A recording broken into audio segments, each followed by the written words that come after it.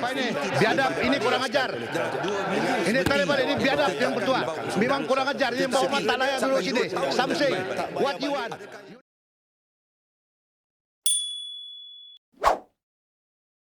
Menteri Pelancongan, Seni dan Budaya Datuk Seri Tiong King Sing menyifatkan tindakan beliau membabitkan insiden seorang wanita warga China yang dinafikan kemasukan ke negara ini di lapangan terbang antarabangsa Kuala Lumpur KLIA semalam bagi membongkar peristiwa memalukan.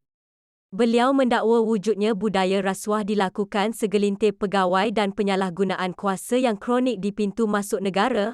King Sing mengakui gambar tular di media sosial berhubung isu itu adalah dirinya dan beliau mengatakan ada menerima aduan daripada pelancong sebelum ke KLIA bagi memahami situasi pelancong asing itu, selain ia pemantauan biasa bagi seorang menteri untuk turun padang. Saya bersyukur kerana kehadiran saya sudah membongkar peristiwa memalukan negara apabila wujudnya budaya rasuah yang dilakukan oleh segelintir pegawai dan penyalahgunaan kuasa kronik di pintu masuk negara. Pada mulanya saya tidak mahu mendedahkan perkara ini kerana sedang bertindak mengikut saluran serta platform yang lebih praktikal. Namun disebabkan isu ini tular dan ramai pengamal media menghubungi saya, maka ini penjelasannya, katanya menerusi kenyataan hari ini. Mengulas lanjut, King Sing berkata, beliau menerima pautan berita bertajuk eksklusif, Menteri buat kecoh di KLIA tuntut pelawat China ditahan imigresen dibebaskan. Apa yang lebih mengejutkan, artikel itu turut menyatakan saya memasuki ruang ketibaan tanpa memohon pas sedangkan saya memiliki pas sah untuk memasuki kawasan itu. Jadi mengapa perlu memperbesarkan isu ini dengan memberi persepsi yang salah, soalnya? Beliau menafikan sekeras-kerasnya dakwaan yang menuduhnya melepaskan pelancong asing yang ditahan oleh pihak imigresen. Katanya, beliau tiada kuasa untuk itu dan hanya merosakkan reputasi sendiri jika berbuat demikian. Saya masih waras dan tahu batas-batas sebagai seorang menteri pelancongan, seni dan budaya, Motaj. Apa guna saya sebagai menteri sekiranya saya tidak memberi tumpuan serius terhadap kepentingan negara tambahan pula ia menjejaskan imej negara dan menakut-nakutkan pelancong asing. Jika kita tidak serius dalam isu ini sekarang, sampai bila-bila pun ia tidak akan diselesaikan. Mungkinkah ada segelintir pegawai takut jika perkara ini terbongkar sehingga memberi kesan kepada kepentingan peribadi mereka, soalnya? Menurutnya, pelancong asing itu ditahan tanpa diberikan alasan atau sebab dia ditahan dan masalah timbul apabila kedua-dua iaitu pihak pegawai imigresen dan pelancong terbabit mempunyai masalah komunikasi.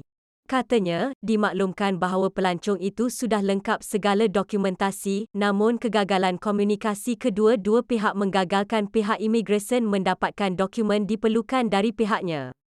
Inilah sebabnya saya membangkitkan isu komunikasi ini sejak bulan Mac lagi menerusi inisiatif menyediakan penterjemah bagi pelancong asing dari kawasan Timur Tengah, China dan India di pintu masuk negara bertujuan memudahkan urusan dan proses semasa ketibaan mereka supaya kecekapan pengurusan negara kita dapat dijamin serta dipuji.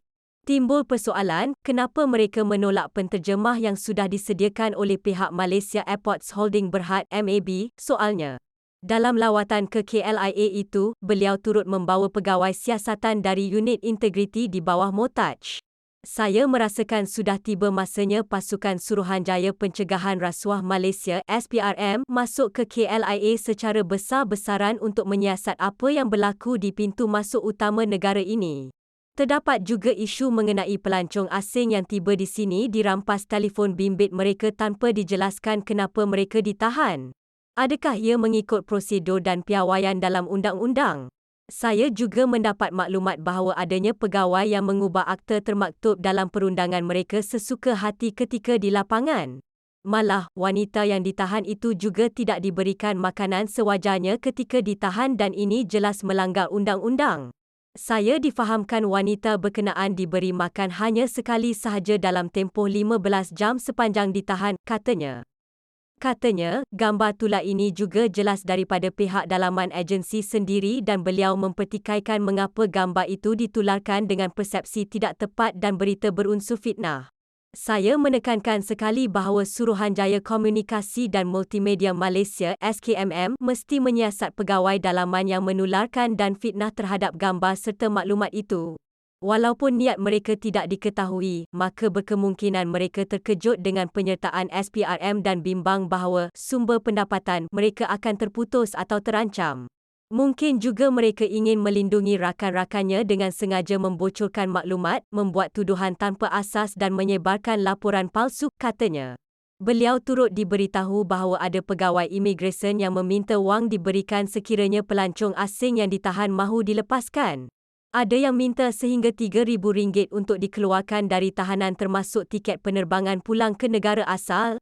Tambahan RM3,000 pula diminta jika mahu pulang ke negara asal dengan kadar segera menerusi laluan khas, manakala RM12,000 untuk kos memproses visa. Semua maklumat ini akan diserahkan kepada SPRM supaya siasatan dapat dijalankan seterusnya dapat memulihkan imej Malaysia terutamanya di pintu masuk negara, katanya. Beliau juga akan membangkitkan perkara itu ke Kabinet termasuk cadangan memansuhkan ejen mengendalikan pelancong asing yang ditolak kemasukan NTL Not Tulan kerana dilihat semakin kronik dengan isu ketidaktelusan serta penyalahgunaan kuasa yang memburukkan imej negara di mata dunia. Kita sepatutnya membatalkan pihak ketiga dalam menguruskan tiket penerbangan bagi tahanan imigresen di Malaysia dipulangkan ke tanah air. Saya ingin mencadangkan supaya perkara ini boleh ditangani oleh syarikat penerbangan bagi mengelakkan kejadian negatif seperti ini berulang berlaku. Selain itu, saya menyeru dan memohon orang ramai supaya menyemak terlebih dahulu kesahihan sesuatu berita sebelum disebarkan. Saya yakin kita dapat membersihkan segala ketirisan yang mencemarkan imej negara sekiranya kita semua berganding bahu, katanya. Menurutnya, beliau dan Motaj akan terus bersama-sama Perdana Menteri, Datuk Seri Anwar Ibrahim dalam usaha membanteras rasuah serta penyelewengan kuasa di negara ini walau apa jua cabaran mendatang. Terdahulu, Harian Metro melaporkan seorang menteri didakwa menceroboh masuk ke Balai Ketibaan Antarabangsa KLIA bagi membebaskan pelawat China yang ditahan JIM semalam. Kejadian itu turut tular di media sosial apabila menteri terbabit dikatakan masuk ke ruangan itu tanpa memohon pas keselamatan. Perbuatannya dipercayai bagi menyelamatkan seorang wanita warga China yang dinafikan kemasukan ke negara ini sebaik tiba di lapangan terbang. Sementara itu, Jabatan Imigresen Malaysia (JIM) mengambil tindakan serta-merta dengan memulakan siasatan ke atas laporan berita itu.